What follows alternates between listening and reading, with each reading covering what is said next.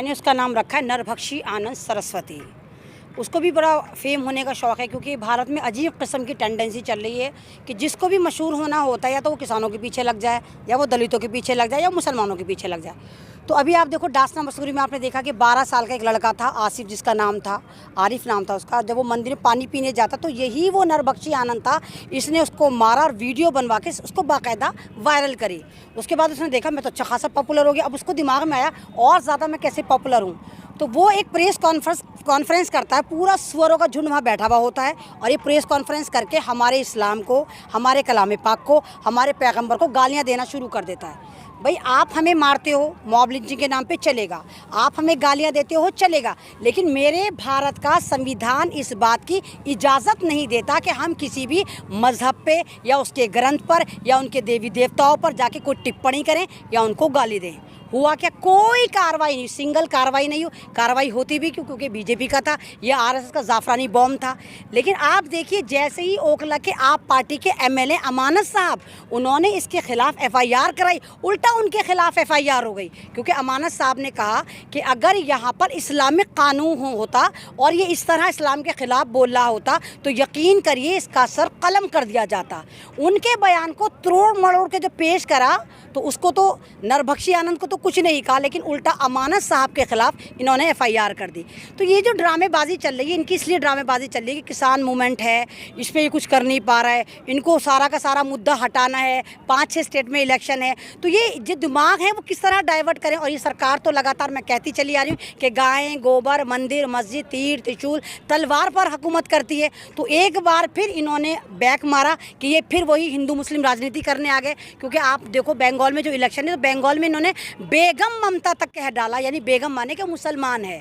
आपको पता होगा नंदीग्राम से जहां ममता जी खड़ी हुई, वहां पर 70% जो वोट हैं वो नॉन मुस्लिम के हैं और 30% जो मुसलमानों के। लेकिन ये सरकार इस तरह पेश कर रही है कि मानो नंदीग्राम में मात्र 20% वोट तो हिंदुओं के हैं और 80% जो है वहाँ अलकायदा, पाकिस्तान, अफगानिस्तान और सारे मुसलमान जो है टेररिस्ट हैं जो बम की फैक्ट्री चला रहे। किसी भी तरह नंदीग्राम से ममता को हराकर ये सीट लूट लाएं।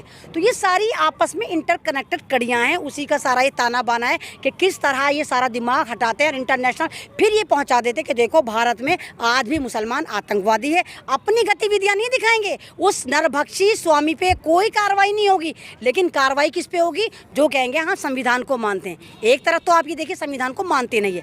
अब बात आप बताइए, किसान बैठे संवैधानिक तरीके से बैठे, लेकिन उसके बावजूद इनको आतंकवादी, आलिस्तानी, खालिस्तानी क्या क्या बोला जाता है। जिस संविधान को ये मानते नहीं है, लेकिन जब इन पे बात आती है तो फौरन ही संविधान की तरफ दौड़ते हैं। जब इसने नरभक्षी आनंद ने कलाम पाक को गालियां दी, रसूल पाक को गालियां दी, तब इसको नहीं पता था भारत में कोई संविधान है। लेकिन जैसे ही इस पे एफआईआर हुई, इनको फौरन संविधान याद आ गया और इन्होंने फौरन उस पर भी एफआईआर कर दी अमानतुल्लाह साहब पर। इससे पहले उन्होंने पूर्व राष्ट्रपति भारत रत्न एपीजे अब्दुल कलाम साहब को भी लेकर विवादित बयान दिया था। बोला था वो जिहादी है, वो पाकिस्तान को आइटम बम बनाने का फार्मूला भी दिया था।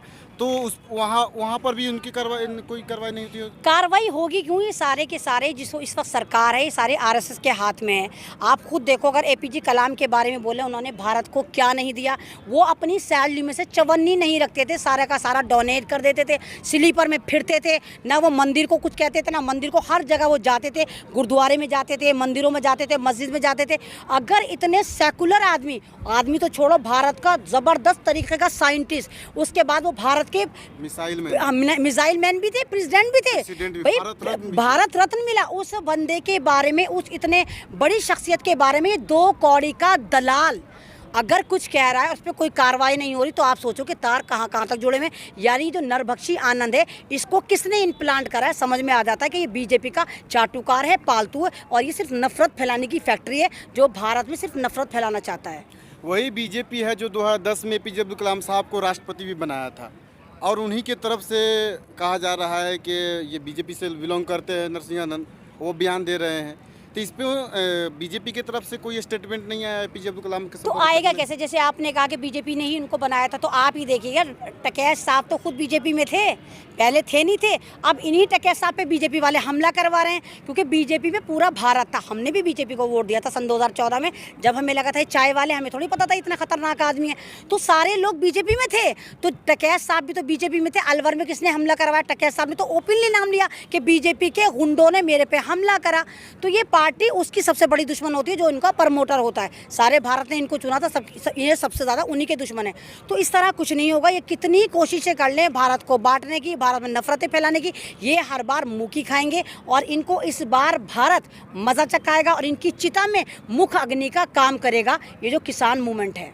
लॉकडाउन जिस तरह से लग रहा है, कोरोना वायरस तेज़ी से खबरों में बढ़ रहा है, तो ऐसा तो नहीं लगता है कि जिस तरह से शाहीन बाग को कोरोना वायरस के नाम पे ख़त्म किया गया था, किसान आंदोलन को भी कहीं ख़त्म कर दे सरकार? बिल्कुल सही। कोरोना वायरस एक तो कोई बीमारी नहीं। आप देखिए, जब इन्होंने कहा कि कोरोना आ गया, लॉकडाउन से चला जाएगा, लॉकडाउन से नहीं गया। इन्होंने कहा मास्क लगाओ, कोरोना नहीं गया। इन्होंने कहा 3 फुट की दूरी, उससे नहीं गया। अब आप एक बात बताइए कि जब ये कह रहे हैं कि हम वैक्सीनेशन लेकर आ गए, जब तुम वैक्सीनेशन लेकर आ गए, पकड़ पकड़ के तुम ठोके भी जा रहे हो, लोग मरे भी जा रहे हैं, फिर किस बात की तुम्हें मौत आ रही? तुम लॉकडाउन करना चाहते हो जब तुम उसका इलाज लिया है। यानी इस फर्जीवाड़े को समझो, ये जो है एजेंडा 21 जो है, ये इजराइल को सपोर्ट कर रहा है भारत, और पूरे लोगों को मारकाट मचानी है। अभी आप देखिए, मुसलमानों के बहुत बड़े रहनुमा का इंतकाल हुआ जिनका नाम था वली रहमानी साहब, उनको भी कोरोना का इंजेक्शन लगाया गया था, जिसकी वजह से उनकी मौत वाकई हो गई।